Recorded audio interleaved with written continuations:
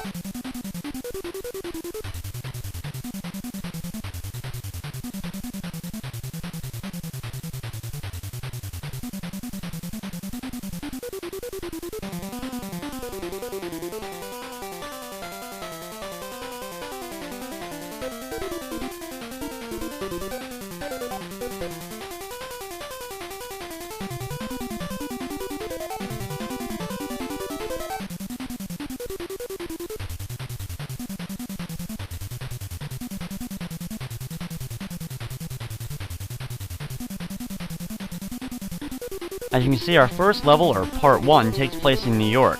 After you see the level screen, you then go to this screen for the first time, which shows all your different moves. You can see you have 4 different moves, and to do each of the moves is actually affected by how you're holding the D-pad, whether you're pressing no direction at all, whether you're pressing up, down, or left and right. By holding in the button, you charge up your power meter located at the bottom of the screen. The longer you hold it in, and the more charged it is, the more effective the move will be, or the longer it will last, depending upon what type of ability it is. Right there was the first of the interrogation scenes. Red-colored outfits on certain soldiers will allow you to actually grab them and interrogate them, getting a little bit of information. I won't show too many of these, because for the most part, you end up not getting really any information from these guys. You end up getting just a tiny bit of information, or basically they'll tell you they knew nothing at all. I will be showing at least one per level, just to look at the pretty humorous headshots of the different enemies that you interrogate. As you can see, our main storyline for the game is to try to find out about these kidnappings that have been happening, but mainly to save the youngest student of our former master, Taro. Throughout the game, you're going to find many different rooms to enter, containing many different things. Like the room I just did, which contained 3 different enemies, and once they were defeated, you gain a little bit of your health back. In other rooms, you will find boxes with the letter L on them that'll also give you some of your health back.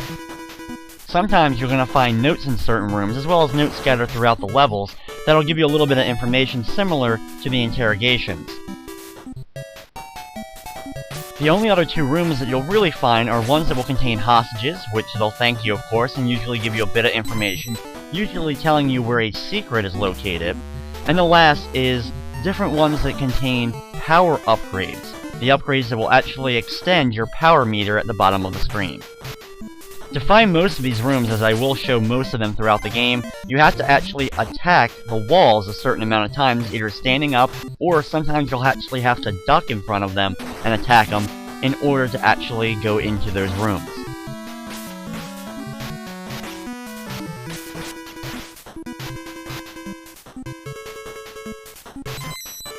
One of the real cool things about this game definitely is those power-ups that you get, the different moves that you get depending upon what D button you're pressing.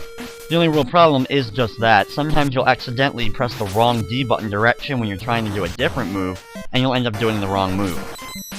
As here in this room, you can see that this room contained a hostage. As you can see, it kind of looked like they were frozen in a block of ice in the upper left corner of the screen. The hostages, just like the enemies that we interrogate, will also change depending upon what level you're in. And just like those guys, they will give you a little bit of information. But thankfully, with the hostages, you're guaranteed to usually get at least one good tip out of it.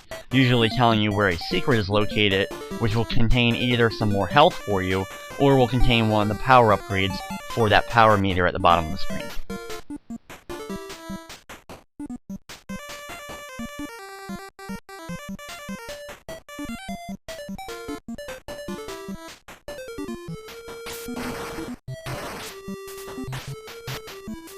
This wall is another one of those walls that contains a secret, an upgrade for the power bar.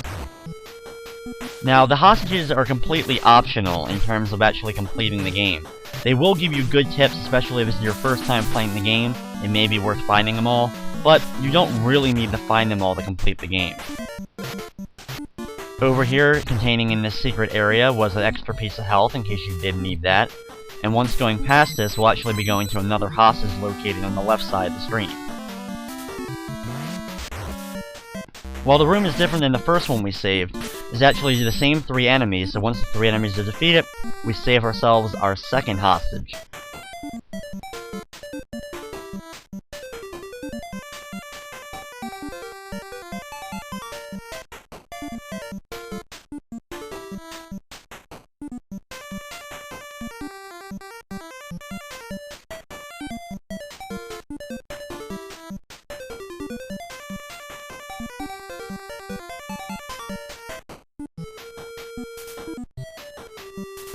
That cutscene with the last hostage is definitely hilarious and a sign of the times.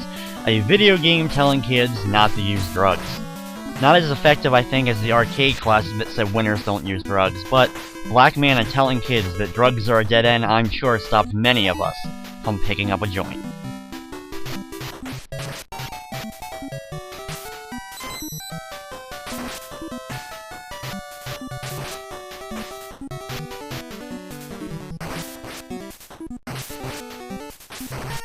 When you get over here, you'll see this giant opening in this brick wall, and once you enter it, you actually fight the first boss battle of the game against Tiny.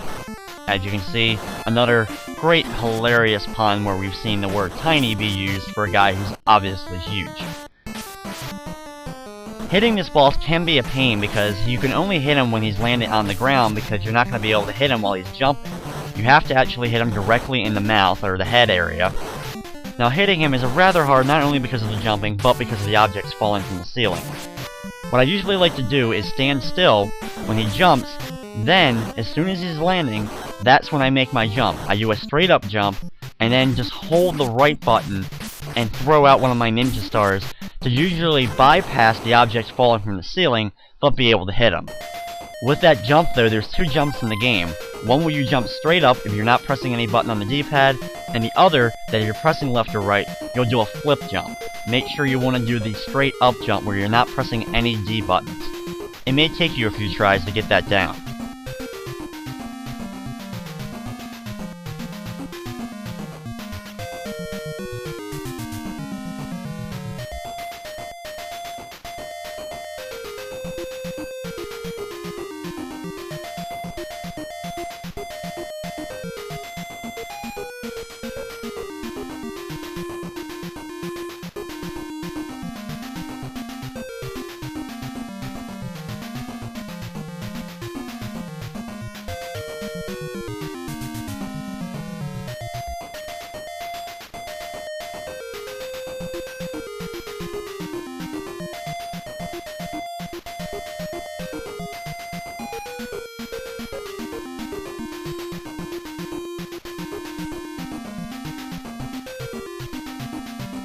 The second level takes place in Japan, and we have a few new moves that you can select by scrolling through the different moves and changing which ones you want to.